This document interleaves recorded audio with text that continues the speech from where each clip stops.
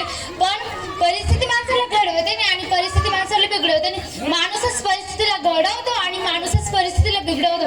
आता तुम्ही सांगा ना, डॉक्टर बाबासाहेब आंबेडकर काय अंबानी होते का त्यांचे वडील गणेश होते? हो, साधं पुस्तक विकून घेऊन देत नव्हते, अशी त्यांची आर्थिक परिस्थिती होती. पण डॉक्टर बाबासाहेब आंबेडकर म्हणतात, शिका, संघटित आणि संघर्ष करा. परिस्थितीचं एक उदाहरण आहे, एक एक्झाम्पल आहे. एका गावात 2 मुली जन्माला आल्या. पहिली म्हणाली, माझी परिस्थिती वाईट आहे म्हणून मी काय करू शकत नाही. पहिली म्हणाली, माझी परिस्थिती वाईट आहे म्हणून मी काही करू शकत नाही. पण दुसरी म्हणाली, माझी परिस्थिती वाईट आहे म्हणूनच मला काहीतरी करायचं आहे. पहिली हरवून गेली आणि दुसरी इतिहास घडून गेली. बाबासाहेबांनी सांगितलंय, बाबासाहेबने बोलाय, अगर सूरज जैसा बनना है तो सूरज जैसा जलना भी होगा. अगर नदियों से मन आदर पाना है तो घर पर वो छोड़ निकलना होगा. हम आदम के बेटे साहब, हम क्यों सोचे राह सरल होगी. हम आदम के बेटे साहब, हम क्यों सोचे राह सरल होगी. समय लगेगा ज्यादा, लेकिन संघर्ष जरूर सफल होगा. समय लगेगा ज्यादा, लेकिन संघर्ष जरूर सफल होगा. कोणी म्हणतं मला छत्रपती शिवाजी महाराजांसारखं व्हायचं, कोणी म्हणतं मला डॉक्टर बाबासाहेब आंबेडकरांसारखं व्हायचं, कोणी म्हणतं मला धर्मवीर संभाजी महाराजांसारखं व्हायचं. पण हे त्यांच्यासाठी ज्याला बाईतली ताई कळली तो मुक्ताईचा ज्ञाना झाला. ज्याला बाईतली ताई कळली तो मुक्ताईचा ज्ञाना झाला. ज्याला बाईतली मैत्रीण कळली तो राधेचा शान झाला. ज्याला बाईतली पत्नी कळली तो सीतेचा राम झाला. ज्याला बाईतली आई कळली तो छत्रपती शिवाजी महाराज झाले. आणि ज्याला शिक्षण कळलं, त्यांना संविधान कळलं, शिक्षणाचं खरं महत्व कळलं, ते डॉक्टर बाबासाहेब आंबेडकर झाले. ते डॉक्टर बाबासाहेब आंबेडकर. अरे मर्द मराठी मातीचा तू मूल निवासी आहे. मान तुझी तलवार, स्वाभिमान तुझी राणी आहे. अरे मर्द मराठी मातीचा तू मूल निवासी आहे. स्वाभिमान तुझी राणी आणि मान तुझी तलवार आहे.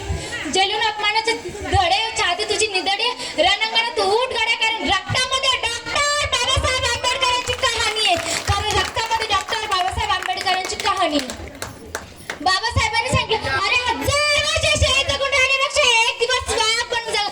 अरे 1000 वर्ष शहीद जगून राहण्यापेक्षा एक दिवस स्वाग बनून जगा. तुमचा तो अभिमान आहे ते छत्रपती शिवाजी महाराजांमध्ये होऊन गेला. तुमचा तो स्वाभिमान आहे तो धर्मवीर संभाजी महाराजांमध्ये होऊन गेला. तुमच्यात ते प्रेम येईल ते रमाई भीमाईमध्ये होऊन गेले. तुमचं ते बळ आहे ते रमाई भीमाईमध्ये होऊन गेलं. आणि तुमच्या हातात ती कलम आहे ती डॉक्टर बाबासाहेब आंबेडकरांच्या हातात होऊन गेली. ती डॉक्टर बाबासाहेब आंबेडकरांच्या हातात होऊन गेली. अरे मला गर्व आहे, मी मराठी असल्याचं तर माज आहे मला. मी जेवढं छत्रपती शिवाजी महाराजांना मानते तेवढंच डॉक्टर बाबासाहेब आंबेडकरांना मानते. मला माज आहे. रात्रींचा इतिहास चांदणी लिहिला, रात्रींचा इतिहास चांदणी लिहिला, फुलांचा इतिहास कळ्यांनी लिहिला. आम्ही नाही कोणाचे गुलाम, कारण आमचा इतिहास डॉक्टर बाबासाहेब आंबेडकरांनी लिहिला. ज्या काळात झालेला कपडे नव्हते, खायला भाकरी नव्हते, असं कुत्र्यासारखं वागवलं होतं, त्याच काळात सूट बूट आणि कोटात फिरवते. ही माझ्या बापाची ताकद होती. माझ्या बापाची ताकद होती. दीनदलितांची तलवार होऊन गेले, अन्यायविरुद्ध प्रहार होऊन गेले. होते ते एक गरीबच पण जगाचे कोहिनूर होऊन गेले. जगाचे कोहिनूर होऊन गेले. करून जीवाची रान दिला सर्वांना समतेचं मान, अशी भीमरावची शान लिहिले भारताचे संविधान. डॉक्टर बाबासाहेब आंबेडकरांनी भारताचे संविधान लिहिले. वायगाकरांना मी फक्त इथे बोलायला नाही आले, तर तुमच्या हृदयात आग पेटवायला आले. आपण डॉक्टर बाबासाहेब आंबेडकरांच्या पुढे विचार चालतो. जय भीम. डॉक्टर बाबासाहेब आंबेडकरांचा. डॉक्टर बाबासाहेब आंबेडकरांचा. जोरात तिथे एवढे माणसं दिसत आहे, आपला आवाज दिल्ला धरणारा पाहिजे. जोरात आपण नामदार दसांची आवलादी जोरात आव. जय भीम. जय भीम. जय भीम. जय शिवराय. थँक्यू. प्रेरणातानं अगदी म्हणजे हृदयामध्ये प्रत्येकाच्या भिडल असं आणि वास्तविकता जे आहे ते सगळं तिने व्यवस्थित अशा पद्धतीनं मांडलं.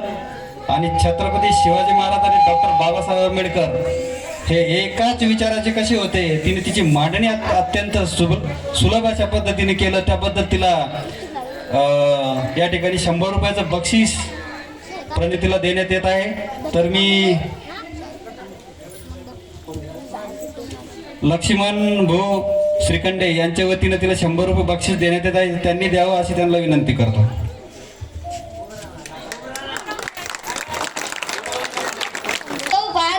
दिवा म्हणतो वाद दे रसिक प्रेक्षिका तू टाळ्यांची दाद दे.